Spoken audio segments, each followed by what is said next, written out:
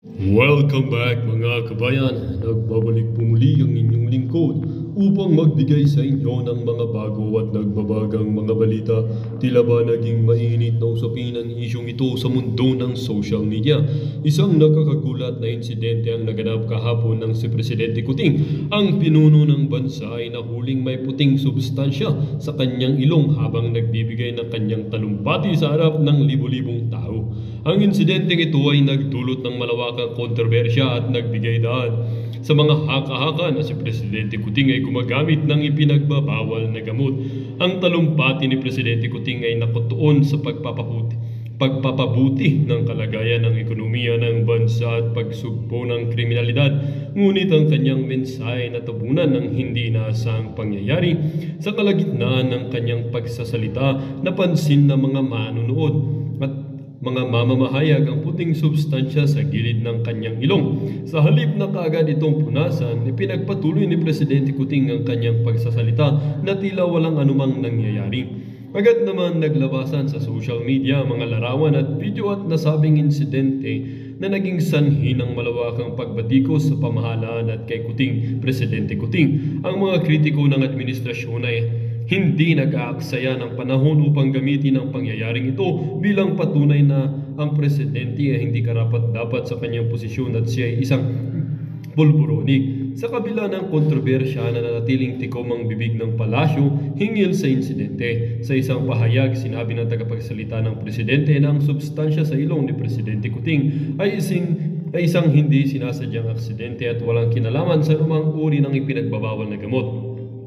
Ayon sa kanila, ang presidente ay sumailalim na sa ilang test at lahat ng resulta ay negatibo. Gayunpaman, hindi napawi ng pahayag na ito ang pangamba at galit ng publiko. Marami ang nananawagan ng masusing investigasyon sa insidente upang malaman ang katotohanan sa likod nito. Ang iba naman ay nananawagan ng bumaba na sa pwesto si Presidente Kuting upang mapanatili ang integridad ng pamahalaan. Samantala, ang insidente ay patuloy na pinag-uusapan sa buong bansa at maging sa internasyonal na komunidad. Ito ay nagbukas ng mga bagong usapin tungkol sa liderato at kasalukuyan ng mga opisyal ng gobyerno at sa kung paano dapat tumugod ang mga ito sa mga ganitong uri ng isyu. Hanggang sa kasalukuyan, patuloy pa rin ang pagsubaybay ng publiko sa mga susunod na hakbang ng pamahalaan ukol sa kontrobersyang ito. Ang mga Pilipino ay umaasa na ang katotohanan ay lalabas at ang hustisya ay mananaig. Well, para nga sa buong impormasyon ay panoorin na lamang ang buong video. At kung bago ka pa lamang sa aking channel, huwag kakalimutang mag-subscribe, pindutin ang notification bell at piliin ang all upang laging maging updated sa mga bago at nagbabagang mga balita at sa mga solid viewers naman natin dyan. Maraming salamat naman po sa patuloy na pagtangkilik sa ating channel. Tuloy-tuloy lang po ang laban para sa katotohanan at para na rin sa kinabukasan ng ating pinakamamahal na bansang Pilipinas. Kaya i-revisa na naman niya ang master plan na yan at imbis na dire-diretso ang trabaho kasi nga naman mga inutil ngayon nakaupo sa pamahalaan, wala talaga ho tayong magagawa. Kung di mapapalitan yung administrasyon na yan, ibig sabihin pagka hindi ho natapos yung 2028 election o mapalitan niya si Marcos sa anumang kaparaanan, hindi ho tayo makakakita ng tunay na pagbabago dito sa bansang to. Yung mga pinagsasabi ni Bunuan na yan, lagi ho silang naghahanap ng masisisi. Hindi ho nila pwedeng sisihin ng mga Duterte dito sa issue na to. Kaya ang sinisisi nila, climate change, basura, mga flood control na hindi gumana dahil walang gasolina at napakarami pa hong mga bagay ang kanilang mga sinisisi. Yung mga ganyang kalibre na mga leader, talagang masasabi natin na wala ho talagang sinabi. Imbis na talagang akuhin nila, na talagang sabihin nila sa sambayan ng Pilipino, merong pagkukulang, merong dapat managot, at ano yung mga dapat na gawin nating hakbang pagkatapos nitong unos na to, wala ho tayong narinig na ganon. Bagkus, noong nagkaroon ng hearing sa Senado, wala hong ginawa yung ibang mga senador, kundi bakuran, yaang si Manuel Bunuan. Kaya naka-commentary ako kayo dyan sa mga punto de vista nitong si Manuel Bunuan. Kesyo climate change, kailangan daw natin i-consider yung climate change, ang other factors, i-incorporate daw dyan sa master plan na yan. Kalukuhan. Alam nyo ano dapat incorporate nyo? Tanggalin nyo ang korupsyon. Yun lang ho yun. Yung 1 billion per day na winawaldas natin diyan sa flood control na yan, gamitin niyo ho sa nararapat. Hindi ho diyan sa may 1 bilyon kayo kada araw. Sisisihin niyo climate change. Anak ng tokwa. Wag kong gano'n, naglolokohan naman tayo eh. Meron ho kayong 1 bilyon kada araw. Para waldasin diyan para hindi malubog sa baha yung ating mga kababayan. Sisisihin niyo yung baha. Anak ng tokwa. Wag hong gano'n. Nakakaano ho eh, nakakabuwisit pagka naririnig nating mga gano'n yung excuse nila. Pwede pa sabihin, yung, "Ay, sobrang dami ng tubig na bumuhos, talagang ibang klase." Pero hindi pa rin ho eh. Hindi pa rin ho excuse yun kasi noong panahon ni dating Pangulo Rodrigo Duterte, maraming bagyong merong ganoon kaparehas na daming volume na bumuhos na ulan. Meron hong gano'n. Pero yung mga baha, hindi ho kasing lala ng mga nangyayaring baha ngayon. Ngayon, umutot lang ang palaka, umutot lang ho yung palaka. Bumabaha na ho mga kababayan. Ganun ho katindi ang mga nangyayari ngayon. Nasa na ho yung 1 bilyon kada araw. Para dyan sa 5,500 flood control. Pinagmalaki, patsi-patsi, noong pumalpak yung, ganito eh, noon hong binibida sa zona, 5,500 na flood control project. Tapos na, palakpakan yung mga unggoy, palakpakan ho sila.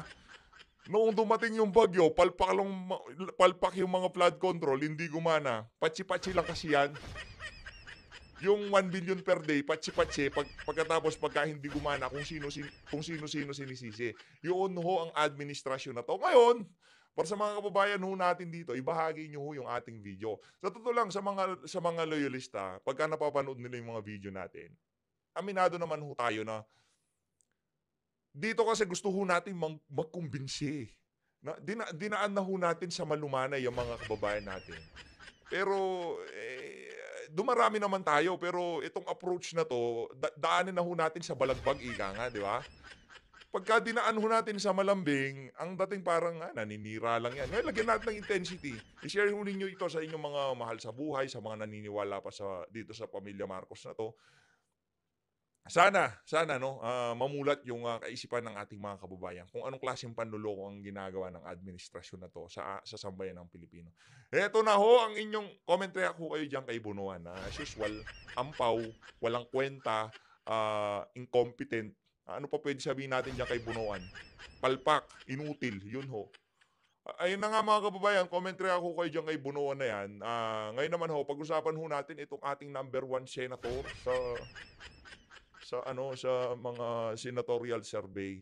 Yan hong si Tulfo, talaga naman todo bakod dito kay Martin Romualdez. Tandaan ho natin ha. Isa ho sa mga nasa likod sa lahat ng nangyayari ngayon sa ating bansa yang si Martin Tambalus Romualdez. Kung yung mga ginagawa ho niyang trabaho hindi ho kayo masaya, huwag niyo hong iboto yaang si Erwin Tulfo. Ganun lang ho kasimple yun.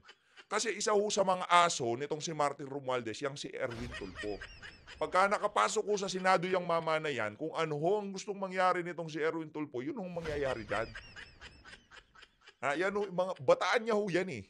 Diba? Ganun lang ho kasimple yan. Ayun na nga mga kababayan, ganito ho pinagtanggol nitong Erwin Tulfo na to, itong si Tambaluslos. Kaya naman huwag niyo hong iboto yung mama na yan. Wala hong gagawing matino sa Senado yan. Ito ho, House Deputy Majority Leader Axiayas Party List, Rep. Erwin Tulfo, has debunked the common Filipino notion of Speaker Martin Romualdez as a haughty individual who wants nothing to do with the poor. Hindi ho ba ganun yun?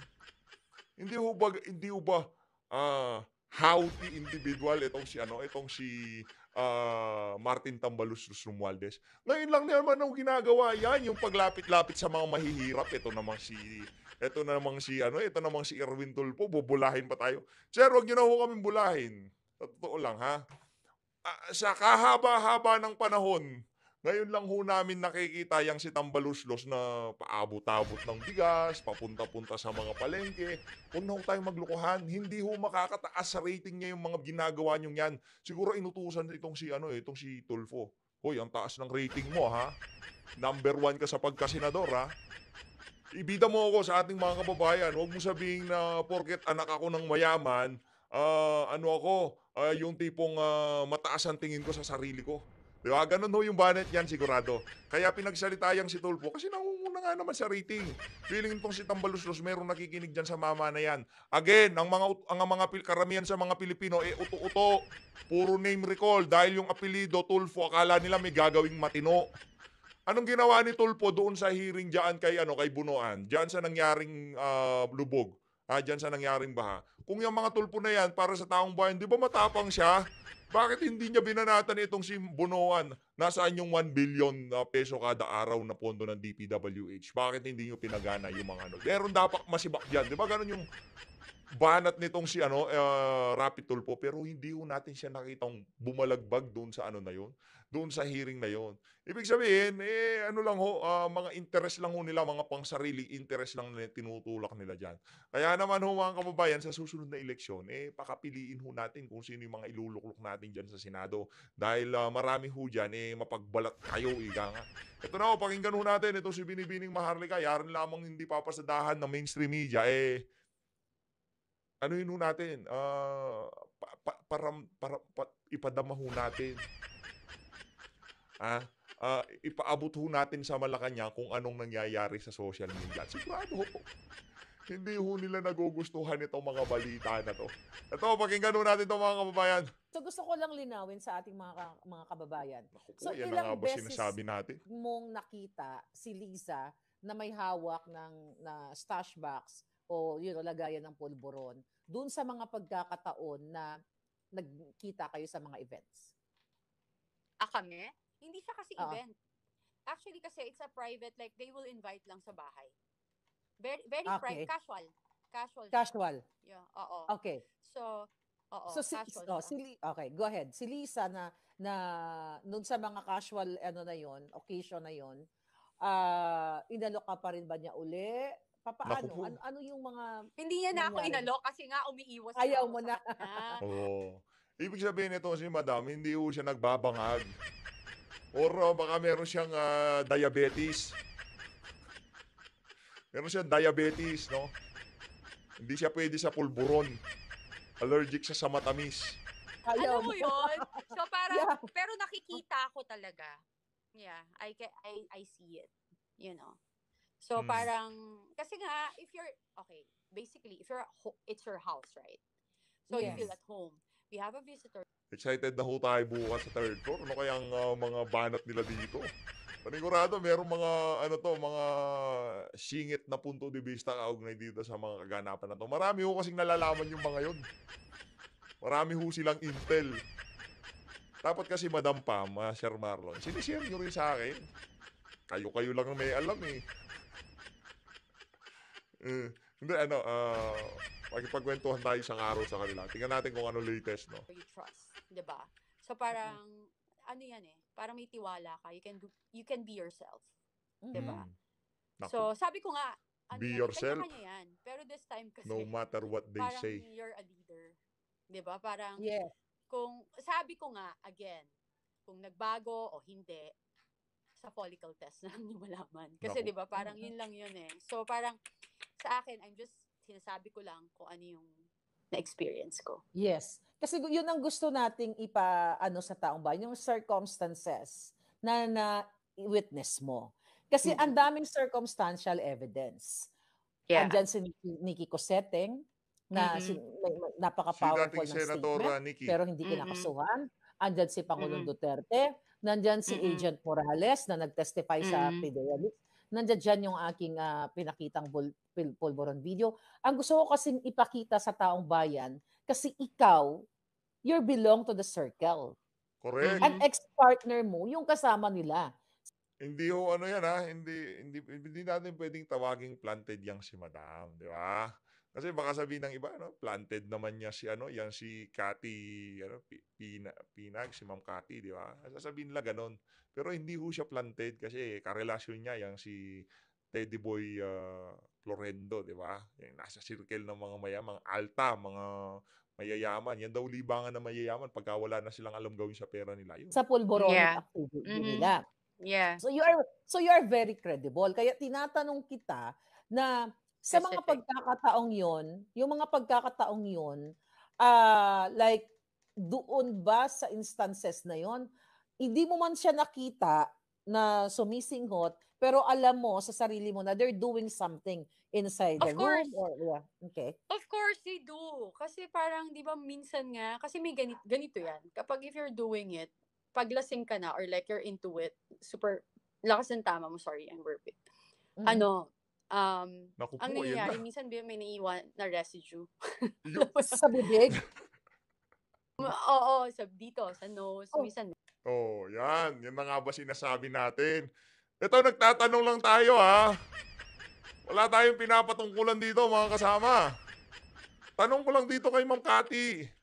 Ganyan ho ba yung mga residue naiiwan nung kasama nyo pa yung ex-partner nyo pagka nag-iinuman sila nitong si Marcos Jr.? Ganyan ho ba yung mga ano? Nare-recall nyo ho ba? Kasi hindi tayo nakapagtanong di ba? Sarap sana magtanong, no? Tanungin natin itong si Ma'am Cathy. Madam, ganito ho ba yung residue na nakikita nyo nung 2012? Pagka kumakain sila ng pulburon, pagka lumalaklak sila ng pulburon, ganito ho ba nakikita nyo? Di ba? Sarap tanongin eh. Para at least talagang mula sa bibig nitong si Ma'am Cathy, sabihin niya, ganyan na ganyan. Di ba? Ganyan na ganyan. Yun sana gusto natin kaso wala ho eh. Hindi tayo nakapagtanong eh. Naiiwan dyan. Mga Sino, ganon. sino nakita mong nang may naiwan na residue? Madalas lahat naman sila. Based on my experience. Diba? Ah, So diba? parang, oo. So, Grabe silang lahat, merong naiiwang residue. Hoy, Pidea, anong ginagawa nyo? Meron na nga residue naiiwan base dito sa dito sa dating karelasyon itong si Tony Boy Florendo, na kasama sa circle of friends nitong si Marcos Jr. Kayong nasa AFP, kayong nasa PNP, ano ba yan? Kung nayanig kayo, para doon sa mga taga Malacanang, kung nayanig kayo doon sa Pulburon video, sa totoo lang, itong pagkukwento na to, dahil hindi ito hearsay, baka paandaran na naman tayo dun sa comment section. Hindi hearsay yan. Wala naman siya dun eh. Kwento lang pala sa kanya eh. Di ba? Meron ganun eh. Kaya minsan ayaw ho nating bumanat ng ganun eh. Yung tipong sabi ni ganito, sabi ni ganyan. Pero ito hindi ganun. Kung tayo magkukwento, oo, hearsay na. Kaso, sabay ho nating naririnig na meron daw residue talaga. Paano ba yan? Merong residue. Cathy, tika ano muna. yun? Merong residue na naiwan kay Marcos Jr. na nagba-viral. Na sa Naku isang po. parang Oh, ceremony okay. na alam mo. Ito ba yan? Ito ba May yan? meron ditong puti na pulbo, Mm. tapos Mhm. inabutan Yeah, siya ng panyo nung, ng tinanggal, kanyang oo. PSG. Hanapin Nakita ko mo nga ng yun? video na to. So inabutan siya ng Hindi. panyo ganyan. Hanapin Hindi mo ko pa yun, mga, nakita. mga kababayan. Hanapin ko So nga. merong Hanapin nga ho residue natin. dito ha. Tapos inabutan siya Okay. ng panyo nung RTVM. PSG niya. Tapos ginanon niya sa public. Oh, So hindi ko eto bang nakita yun. residue? So ikaw, kasi Yari ako na wala naman pa, tong, si never Makoy. po ako Hindi ko pa nakakita nakita. ng Yari na naman yun, tong yun si ang Makoy hanapin dito. ko, send ko sa'yo mamaya. So, Mm-mm. ako wala pa ako Pakisend na rin sa nakita ang akin, madam. pulburon sa buong buhay ko, kahit anong Mm-mm. Hindi ko klaseng makita pulburon. Yung tunay na Kanina pulburon Yeah. ko naman, hinahanap eh. nakakita ako nun. So, yung sinasabi mong residue, pwede mo bang i-explain? Ayun, baka Parang ito ano yun. siya? Parang siyang crystallized? Ano yung dating pag nasa skin siya na Alam mo yung nakikita dito? talcum powder. Basically, powder Parang pulbo. talaga. Okay. Oo. WPS, parang ganon. White powdery substance talaga. Parang pulbo. Parang arena, ganon. Ibig sabihin talagang maaalin tulad ho natin sa pulburon talaga, di ba? Baka powder sugar. Sugar powder. Talaga siya. So, ganun yun. Ayun Even naman, yung masyado texture mga niya, malisyoso. very, very fine. Basta makakita ka ng Johnson's baby powder, di ba? May plug. Ayun. May Hi, plug. Johnson's. Kaya, so, parang So, ganon talaga. Oo, Oh oo. my God. Talagang, ganun siya. So, yun. At saka, kasi, ang Polvoron, Mhm. they need to take it every 30 minutes eh. Kasi di Ay, ba, ganon? parang yan, mabilis mawala. Sabi nga nila, parang Ah, cleanness drugs siya. Ay, ganon. Every 30 minutes nawawala yung yung amats ng pulburon na yan. Iba, kaya pang mayaman talaga. Hindi pwede sa mga sunog baga to. Hindi pwede to sa mga sunog baga. Talagang masusunog pati pera nila dito. Kaya, now you know. Now we know. Na pang mayaman lang ho talaga yung pulburon na yan. Pinakamalinis sa droga. hindi So, ko alam Weh. yun. So, every 30 Mm. minutes, Pero sa tingin natin walang malinis na droga, walang malinis hangga't ano 'yan yung tipong ginawa ng, kamay ng tao, ano ho 'yan, droga is droga, tama. Parang, Oo nga. yun yung ano nila, 30 minutes, So 1 hour, parang nagda-down. they Especially if you're drinking daw, para hindi ka malasing. Yun. Ay Google gano'n? nga natin, aralin natin. That's So what I know. Yeah. meaning kung yan ay tama, based on the scientific evidence yung dinidiscuss natin mo ngayon, ang nakikita ko dito, kaya sila nagtitake ng every 30 minutes Nasaan para na magstay yung ang angas. Yung pulburon? effect ng Yeah, pulburon. yung ako, kasi 'di ba I don't do it nga. So parang sabi Mm-mm. ko, ano bang ano niyan? 'Di ba? Parang bakit gustong-gusto niyo 'yan? Sabi niya Mm-mm. kasi pag nalalasing sila, nawawala yung tama. So they can drink more. So yun yung Ano? yun yung effect na yun yung alam ko. Pero yung yung after effect ang masama. Ano yung the masamang next after day, effect? Ano yung ang ginagawa nila usually? ang I mean, init ng init, ang init ang ng init ng ulo. ulo. Oo, tapos physical. 'Yon, nananakit. So you are Basta physically Ay gano'n, mainit ang ulo. Parang yung nabalitaan natin, yung daw palaka diyan sa Malacanang, pagka merong ayaw talagang nagta-tantrums, gano'n. Siguro bumababa yung tama pagka gano'n. abused. yeah. Mhm. Oh Yeah, my I am. God. Na ano rin ako, tinago ko lang kasi syempre pag mahal mo, 'di ba? Parang hindi mo man sisiraan. Hindi ko man siya sinisiraan I'm just telling the truth kasi this is the side effect. This is what's happening, 'di ba? Hmm. Ayun. At saka emotionally. Kasi yung emotion mo like iba talaga Parang ano siya, kasi ang galing. Kasi syempre that time pina-fall ka, 'di ba? Tapos parang you Oo. trust the person. Tapos paghihiwalayan mo na, para i-guilty ka, i-guilt trip ka na parang, kasi matanda na ako. Kasi bata ka pa, maganda ka, ganyan, wala na Mm. ako. Tapos galit. Tapos may time na tatakutin pa ako kasi nag-base ako ng Davao. Sabi niya, hindi ka makakaalis. Or papatayin ko yung mga pamilya mo. May ganon. Grabe Ganon. So naman pag yun. ginaganon na ako, kasi may families, ako alam mo, kung patayin niyo yung pamilya ko, sige patayin niyo. Kasi alam mo, hindi na ako natatakot kung yun yung makakasaya sa inyo, 'di ba? Parang tingnan natin kung saan kayo pupulutin. Sisiguraduhin ko rin talaga lahat tayo. Equal to, even. Alam mo yun? Even. Not for Oo. Grabe. anything else. Marami hong bala itong alin na 'to. Marami hong tinatago 'tong alin na 'to. Malakas ho ang loob, Hindi ka naman magsasalita ng ganyan kung wala kang kumbaga, hindi mabigat yung mga kargada mo, 'di ba? Ibig sabihin kargada yung 100 USB ba naman 'yan? 'Di ba? Hindi ka naman ba-back up ng 100 file sa magkakaibang USB at ipamigay sa mga mahal mo sa buhay, sa mga miyembro ng AFP, PNP. Para kung sakaling merong mangyari sa'yo, alam nila kung sino hahanapin, di ba? May pupuntahan kayo. Pero hindi ako papatay, pero may pupuntahan kayo. To the point nga, alam mo ba, Maharlika, sabi lang, mangkukulam ako. Sabi ko nga, May kung ganyan. mangkukulam ako, Ang ganda sabi mo ko, naman, ang ganda mo mangkukulam. ginagayuma ko daw siya. Sabi ko, kung mangkukulam ako, bakit buhay pa kayong lahat na ng api sa akin? Common Kaya. sense yun, di ba? Buhay pa kayo. Alam mo yun? Sana nga mangkukulam ako, no? Oo nga, para ipakulam ko na sila sa'yo. Oo, Grabe. di ba? Pero you know Calling what, all sabi mang ko nga, babarang. Charot. pero sabi ko nga, your personality is really admirable, no? Na sa kabila nung kanina, sabi mo si Lagdameo, binalya ka sa CR, Grabe. talagang anong term diyan? Inaakit ka or hinayaya ka makipag-anuhan sa kanya. Grabe ang ano pala nitong sila Lagdameo, akala natin di makabasag baso, no? Mahilig din pala sa Na kapag hindi available yung titsuhin niya.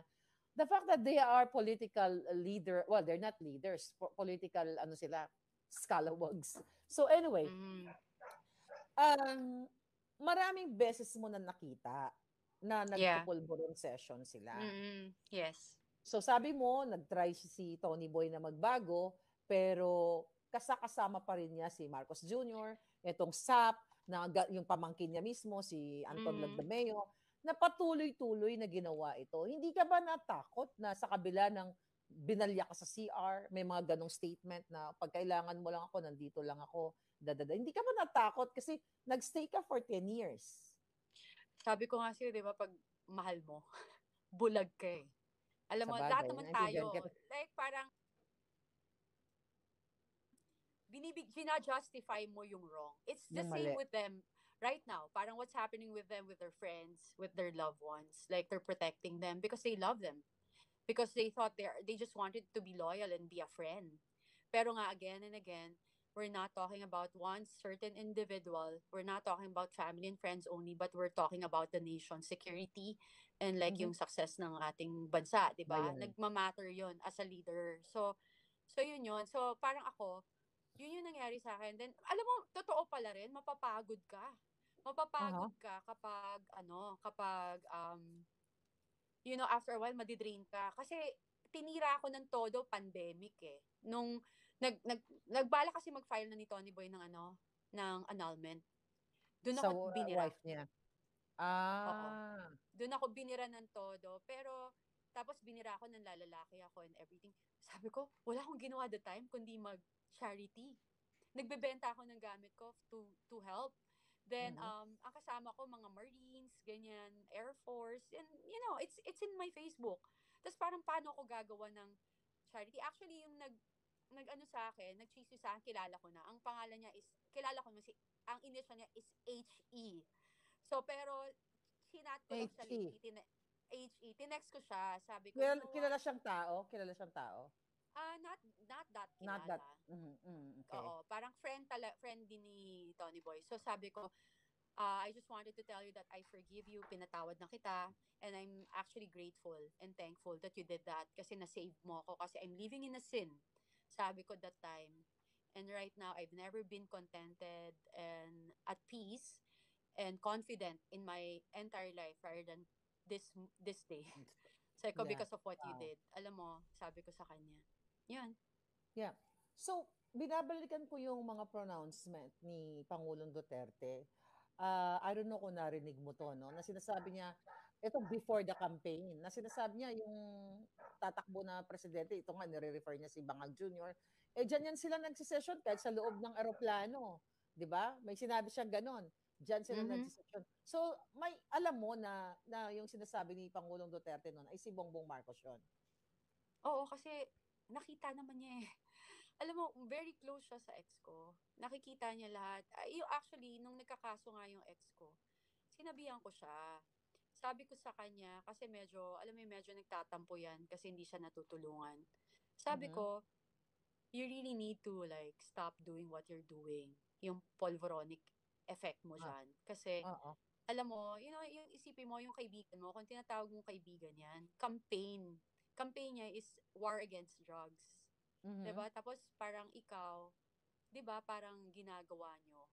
So, paano ka tutulungan? Di parang yung integrity niya, diba, sira? Yun na nga eh. It's like sila Apolinario Mabini, diba? Magbabago yung loyalty ko to my family and to my friend kung ang madadamay. Well, dito nga nagtatapos ang bidyong ito. Kayo naman po ang aking tatanungin mga kabayan. Ano naman po ang inyong mga reaksyon sa balitang ito? Ang ating comment section ay bukas para sa inyong mga samot-saming reaksyon at komento. Lagi niyo pong tatandaan na bilang isang mamamayan ng bansang Pilipinas at bilang isang butante at bilang isang matapat na mamamayan na nagbabayad ng buwis dito sa bansang ito ay kailangan din natin magsalita at mag-react. Huwag kakalimutan, do not let your thoughts left unspoken. As citizen of this country, your thoughts matters. Muli po, kung bago ka pa lamang sa aking channel, huwag kakalimutang mag-subscribe at pindutin ang notification bell upang laging maging updated sa mga bago at nagbabagang mga balita. Huwag din kakalimutang mag-iwan ng like at i-share ang bidyong ito upang ang inyong pamilya, kaibigan at kakilala ay maging aware din sila sa kung anong nangyayari sa ating pinakamamahal na bansang Pilipinas.